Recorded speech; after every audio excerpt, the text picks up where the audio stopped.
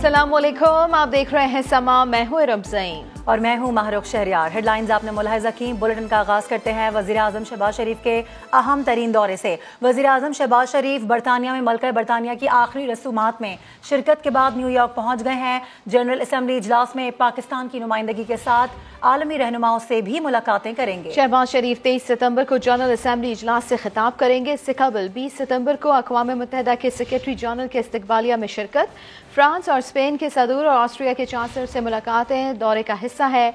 वज़ीर आज़म शहबाज शरीफ की यूरोपीय यूनियन कौंसिल के सदर चार्ल्स माइकल से मुलाकात के अलावा ग्लोबल फूड सिक्योरिटी समिट में शिरकत भी शेड्यूल है।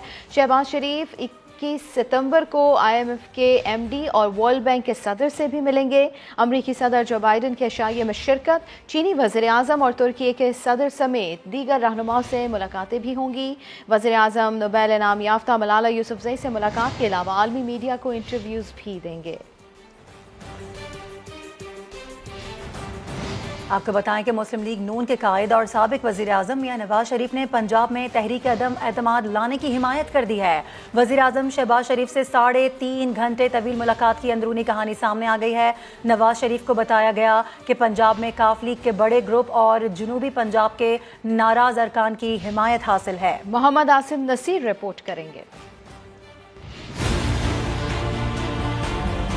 लंदन में साबिक वजीर आज़म नवाज शरीफ और शहबाज शरीफ मुलाकात की अंदरूनी कहानी सामने आ गई। ज़राए के मुताबिक शहबाज शरीफ ने पंजाब हुकूमत की तब्दीली के हवाले से तफसीली गुफ्तगू की। नवाज शरीफ ने पंजाब में तहरीक अदम एतमाद लाने की हमायत कर दी। मुलाकात में वजीर आला का नाम बाद में मुशावरत के जरिए फाइनल करने का फैसला किया गया।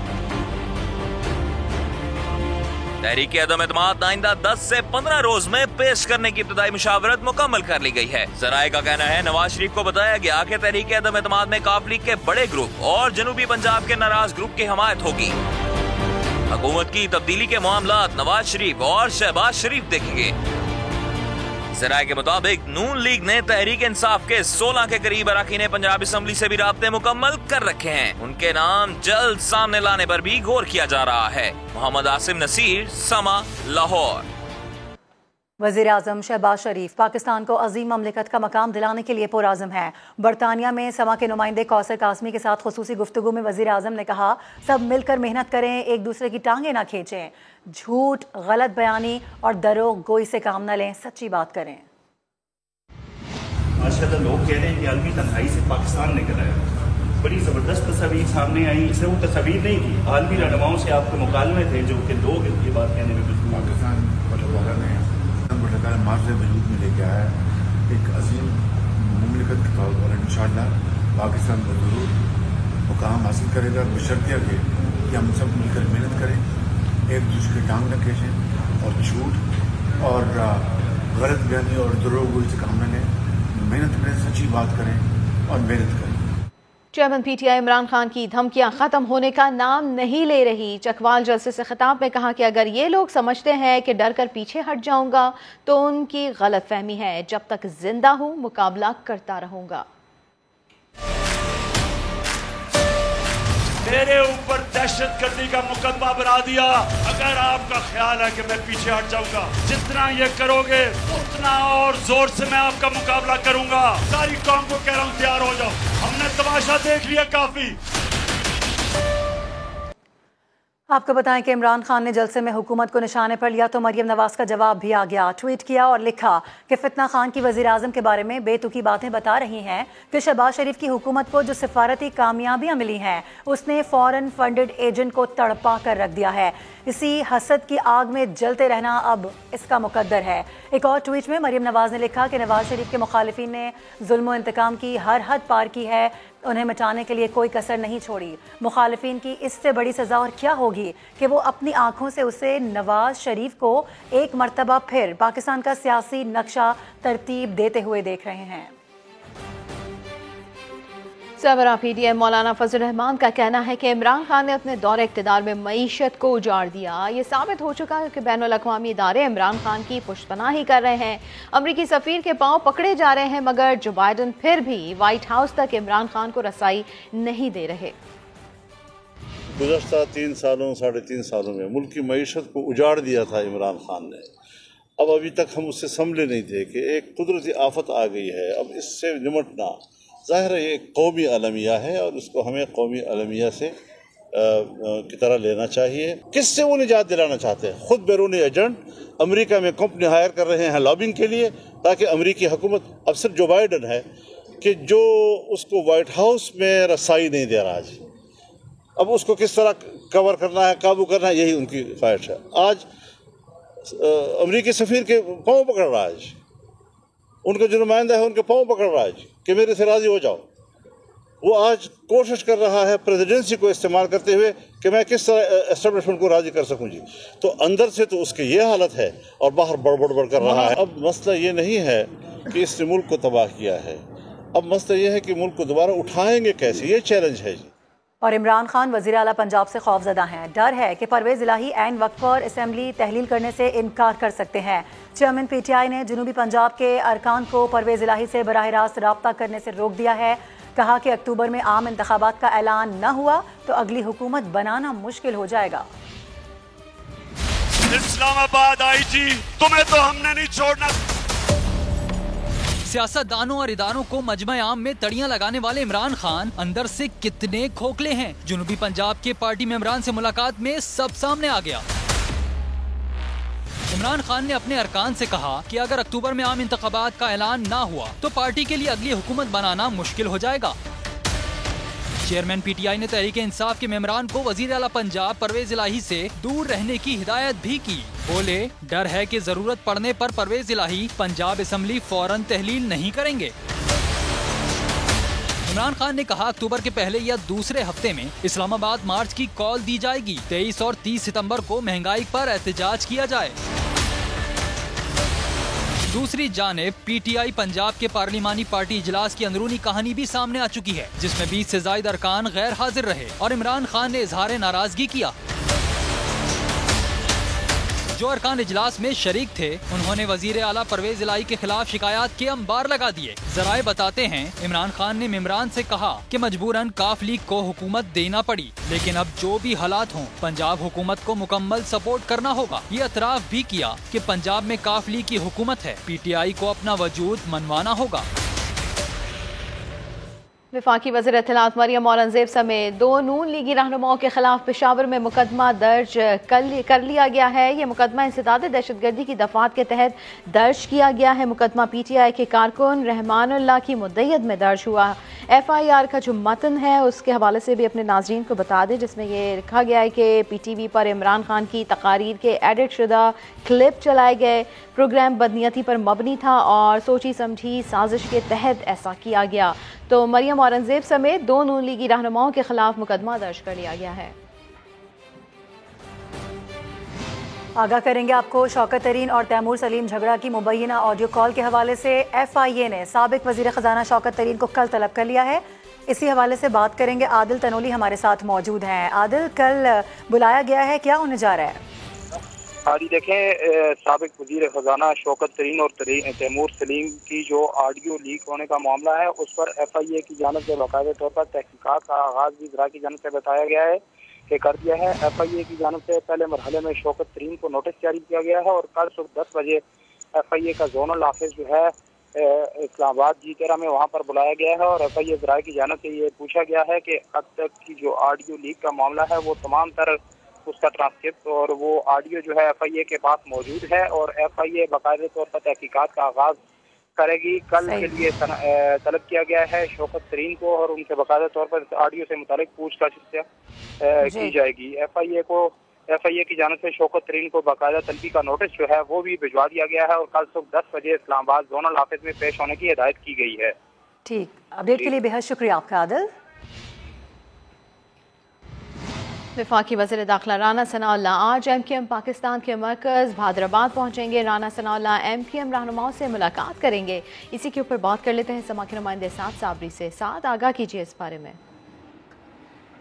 जी हाँ, बिल्कुल ایسے ہی ہے، اب سے کچھ دیر کے بعد ہی وفاقی وزیر داخلہ رانا ثناء اللہ MQM کے عارضی مرکز بہادر آباد پہنچ جائیں گے۔ یہاں پر اگر ہم بات کریں تو تمام تر تیاریاں مکمل کر لی گئی ہیں۔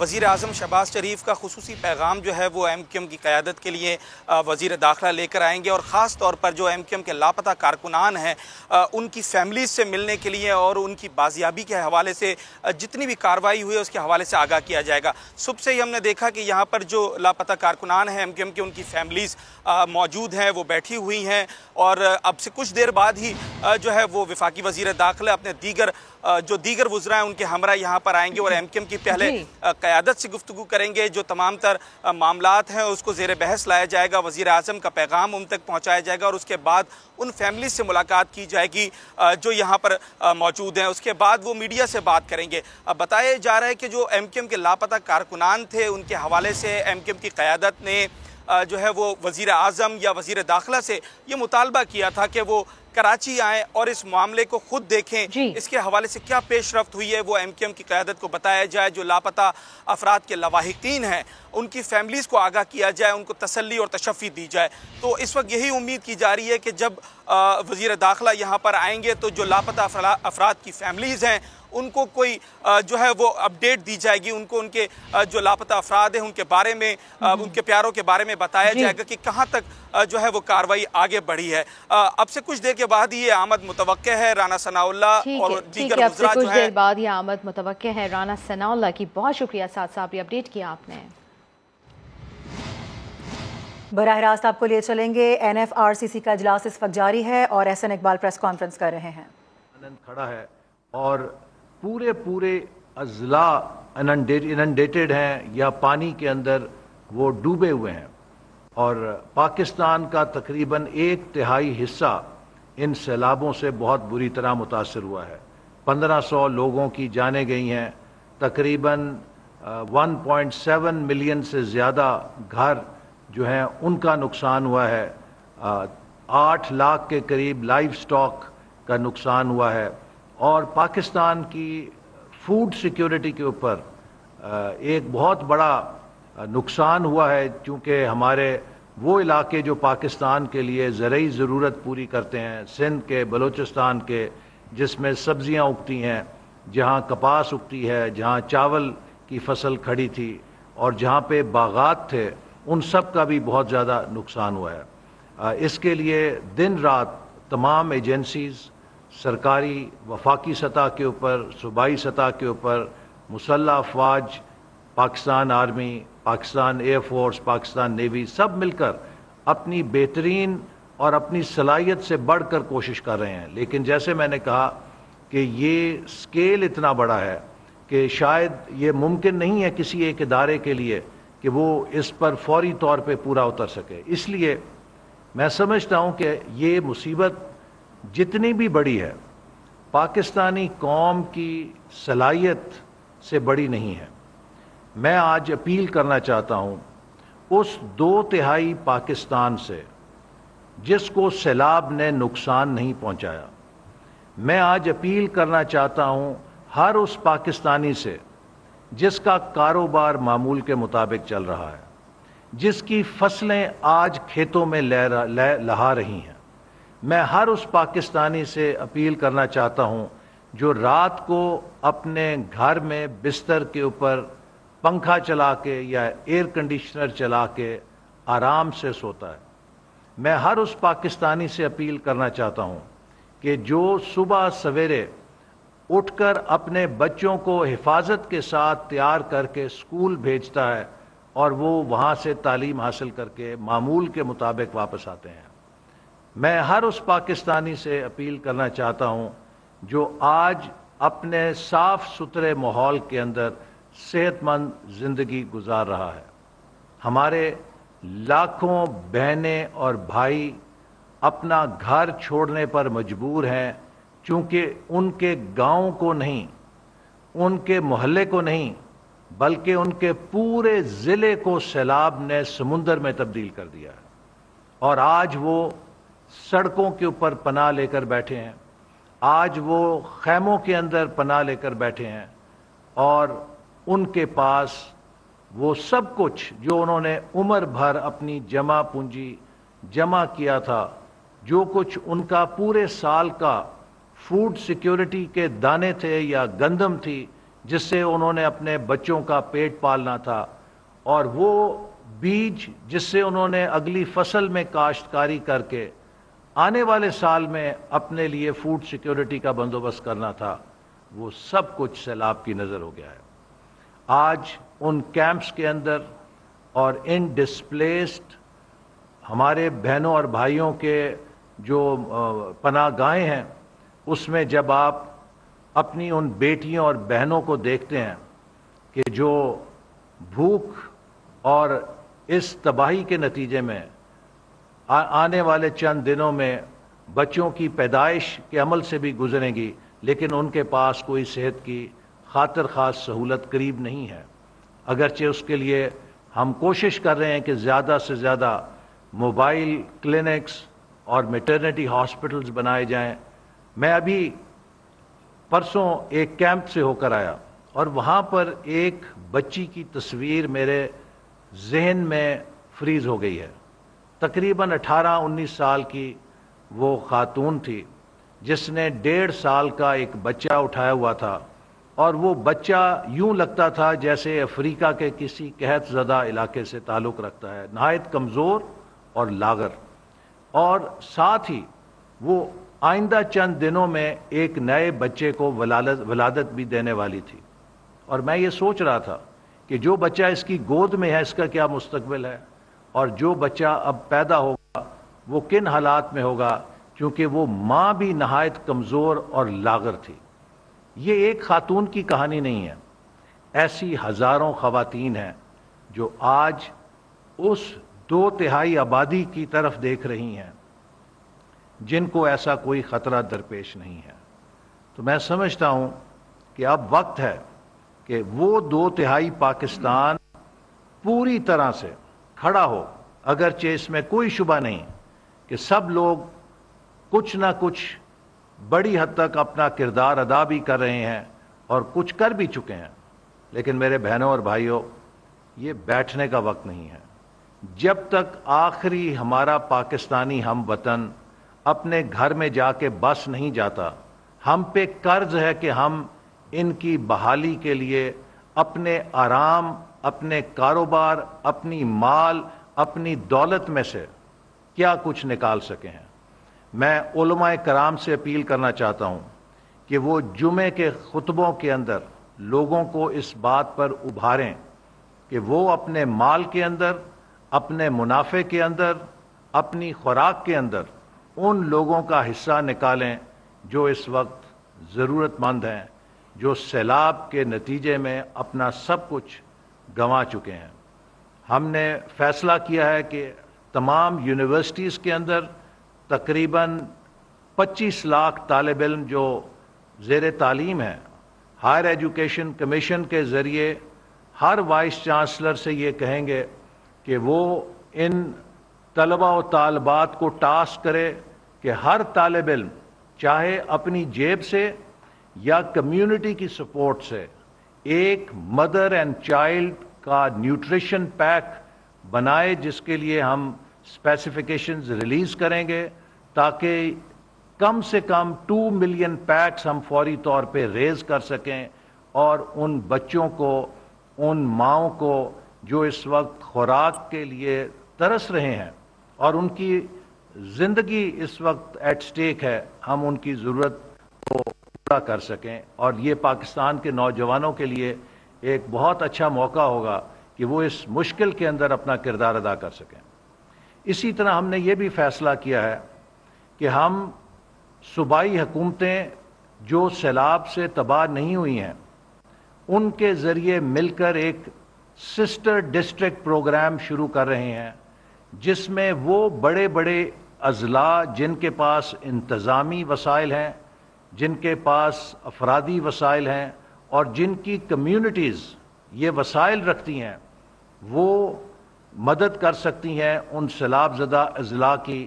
تو اڈاپٹ اے ڈسٹرکٹ پروگرام کے تحت ہم ہر جو ڈسٹریسڈ یا تباہ ہوا ضلع ہے اس کے ساتھ ایک ضلع پنجاب سے یا وہ کے پی سے یا دوسرے علاقوں سے جو ماشاءاللہ صحیح سلامت ہے اور جس کے پاس وسائل ہیں ان کو اٹیچ کر دیں گے، تاکہ جو اسلام کی صحیح اسپرٹ ہے، کہ جو مواخات کی اسپرٹ ہے، کہ ڈسٹرکٹ ٹو ڈسٹرکٹ یہ بانڈیج بنے، جس سے قومی ہم آہنگی بھی بنے گی، اور اس ضلع کے تمام انتظامی وسائل اور اس ضلع کے تمام ہیلتھ سیکٹر کے وسائل ہم 1 مہینے کے لیے وہاں کی انتظامیہ کے سپرد کر دیں گے تاکہ ان کو بیک اپ دیا جا سکے۔ میں دادو میں گیا، وہاں پر مجھے یقیناً بہت اس پہ ایک ہمدردی ہوئی کہ جو وہاں کا ڈپٹی کمشنر تھا، ملیشیا کی شلوار قمیض پہن کے اور جاگرز تھے، بیچارہ لگا ہوا تھا، اس نے بریفنگ بھی دی، لیکن اس کی آنکھوں میں اس کی بے بسی دیکھ رہا تھا کہ کتنا بڑا سکیل ہے، اور وہ کتنا بے بس خود کو محسوس کر رہا تھا کہ اس کے وسائل اور اس تباہی کے درمیان کوئی مطابقت نہیں ہے۔ تو ضرورت اس بات کی ہے کہ ہم وہاں کی جو انتظامیہ ہے اس کو باقی ملک کی انتظامیہ جہاں پہ سیلاب نہیں ہے اس سے بیک اپ دیں۔ تو یہ ایڈاپٹ ڈسٹرکٹ پروگرام کے لیے ہم صوبائی حکومتوں کو درخواست کر رہے ہیں کہ فوری طور پہ وہ ہمارے ساتھ اس میں تعاون کریں، تاکہ خاص طور پہ صوبہ پنجاب کے وہ بڑے بڑے اضلاع جن میں سیلاب کی تباہ کاری نہیں ہوئی، اب وقت ہے کہ صوبہ پنجاب کے عوام اور انتظامیہ صوبہ سندھ کے اور صوبہ بلوچستان کے ان اضلاع کے ساتھ مکمل طور پہ ہمدردی اور مکمل طور پہ یکجہتی کے لیے اپنے وسائل ان کے لیے کھول دیں، اور یہ ایک بہت بڑی ملک کی خدمت ہوگی۔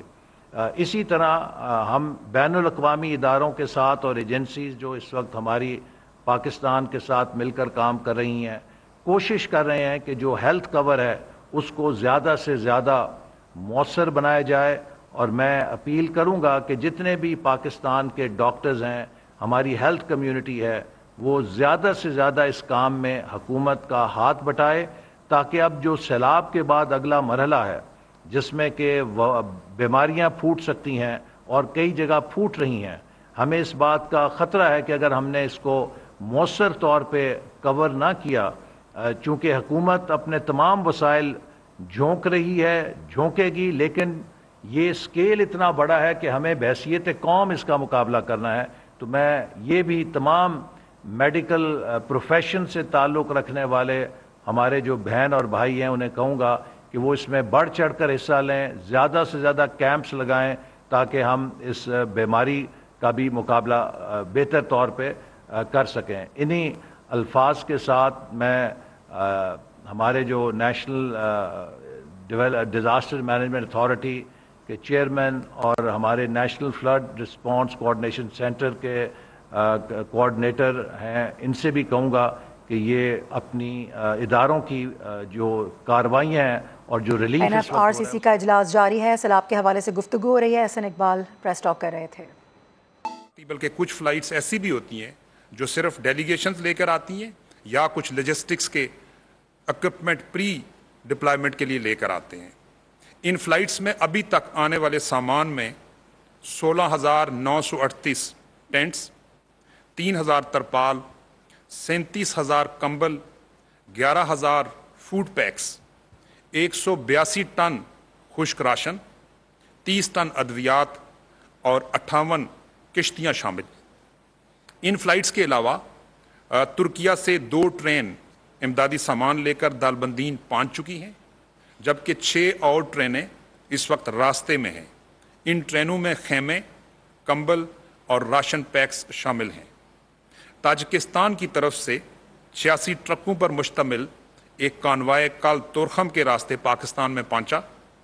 تاجکستان کی طرف سے بھجوائے گئے اس سامان میں خیمے، خوراک، کمبل، کچھ سیمنٹ اور چند ایک CGI شیٹس اور گھروں کے اندر جلانے والا کوئلہ شامل ہے۔ ترکیہ، قطر اور فلسطین کی طرف سے ڈاکٹرز کی ٹیمیں ادویات کے ساتھ ہمارے پاس پہنچی ہیں، جو کہ فیلڈ میں اس وقت علاج معالجے کی سہولت دے رہی ہیں۔ ڈنمارک کی طرف سے ایک واٹر پیوریفیکیشن پلانٹ پہنچایا گیا جو اس وقت سندھ میں کام کر رہا ہے۔ فرانس کی جانب سے 75 छोटे लेवल के डी वाटरिंग पंप्स आए। कल अमान का एक बहरी जहाज इमदादी सामान लेकर कराची पहुंचा है। रिलीफ के इस तमाम सामान को तकसीम करने के लिए वफाकी हुकूमत ने NDMA को गाइडलाइंस दी हैं, जिनमें मुतासरा डिस्ट्रिक्ट की कुल आबादी, मुतासरीन की तादाद, उनकी ज़रूरियात, पहले से दी गई इमदाद, लॉजिस्टिक्स का खर्चा और सबसे अहम चीज़ ट्रांसपेरेंसी इन डिस्ट्रीब्यूशन, यानी हकदार का हक उस तक पहुंचाना शामिल है। इस हवाले से सबसे ज़्यादा मुतासर सूबा सिंध है, लिहाजा 55 से 60% जो रिलीफ का सामान है वो सूबा सिंध में भिजवाया गया और इसी तनासब से मज़ीद भिजवाया जाएगा। इसके बाद सूबा बलूचिस्तान है, उसके पास 15 से 20% सामान जा रहा है और बकिया सामान खैबर पख्तूनख्वा, पंजाब और गिलगित बल्तिस्तान को दिया जा रहा है। कस्टम क्लियरेंस के बाद ये सामान अफवाज पाकिस्तान के हवाले किया जाता है, जो ज़िला और तहसील की सतह पर मकामी इंतज़ामिया के साथ मिलकर मुतासरीन तक ये सामान तकसीम करते हैं। तमाम इमदादी सामान का एक तफसीली रिकॉर्ड रखा जा रहा है। इमदादी सामान की ये तरसील मैं समझता हूँ कि एक बहुत अहम जिम्मेदारी है। NDMA मुतल्लिका इदारों के साथ मिलकर इस अहम जिम्मेदारी को बखूबी सरअंजाम देने के लिए दिन रात कोशां है। दोस्त ममालिक से डोनेट किए गए सामान के अलावा NDMA खेमे, मच्छरदानियाँ, ration packs, dewatering pumps और पीने का साफ पानी खरीद कर अफवाज पाकिस्तान के ज़रिए और डिसास्टर मैनेजमेंट अथॉरिटीज़ के जो रैप्स हैं उनके ज़रिए मुतासरा इलाकों तक पहुँचा रहा है। वफाकी हुकूमत, सूबाई हुकूमतें, अवाम और इदारे मिलकर इस आफत का सामना कर रहे हैं। तमाम तर वसाइल बुरेकार लाए जा रहे हैं, लेकिन इस आफत का स्केल इतना बड़ा है कि मुतासरीन को इमदाद की मज़ीद ज़रूरत है। जिन चीज़ों की अशद ज़रूरत है उनमें खेमे, खुराक, ख़ास तौर पर 5 साल से कम उम्र बच्चों के लिए खुराक, अद्वियात, health services, vaccines, field hospitals और ख़ास तौर पर आगे आने वाली सर्दियों के लिए कंबल, रज़ाइयाँ और गर्म कपड़ों की अंतहा की बहुत शदीद इनकी जो है ना वो ज़रूरत है। मैं वफाकी हुकूमत, अवाम और NDMA की जानिब से उन तमाम ममालिक का शुक्रिया अदा करता हूँ जिन्होंने मुश्किल की इस घड़ी में हमें ये इमदाद भिजवाई। बिलाशुबा इस इमदाद से मुतासरीन की परेशानियों में कमी वाक़या हुई। इस वक्त मुतासरीन को मज़ीद इमदाद की अशद ज़रूरत है, जिसका ज़िक्र अभी एहसन इकबाल साहब ने भी किया है। इसलिए मैं मुल्क में रहने वाले तमाम मुखय्यर हजरात से और बैरून मुल्क मुकीम तमाम पाकिस्तानियों से ये अपील करता हूँ कि वो दिल खोल कर अपने पाकिस्तानी बहन भाइयों और बुज़ुर्गों के लिए रिलीफ का सामान डोनेट करें। याद रहे कि आपकी एक छोटी सी डोनेशन किसी की ज़िंदगी बचा सकती है। बहुत शुक्रिया।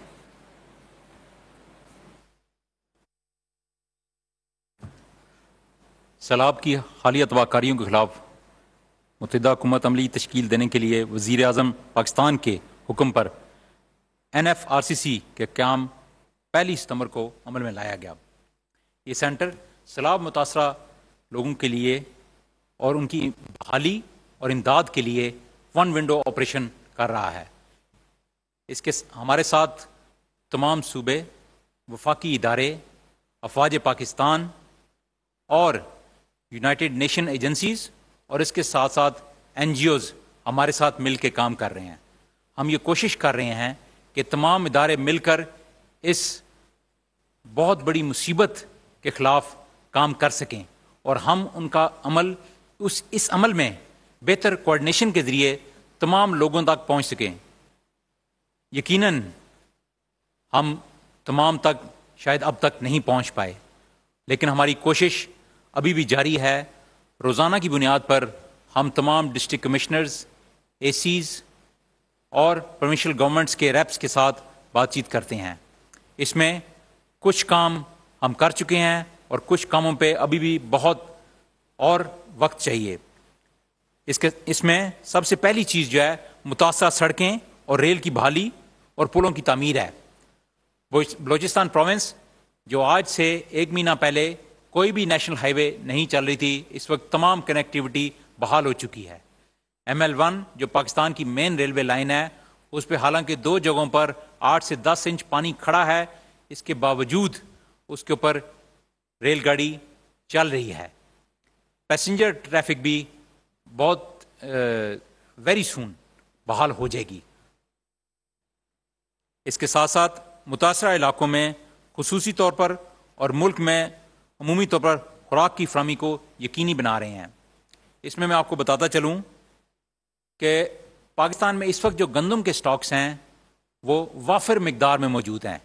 पिछले साल आज ही के दिन पाकिस्तान में 6.1 मिलियन टन गंदम थी।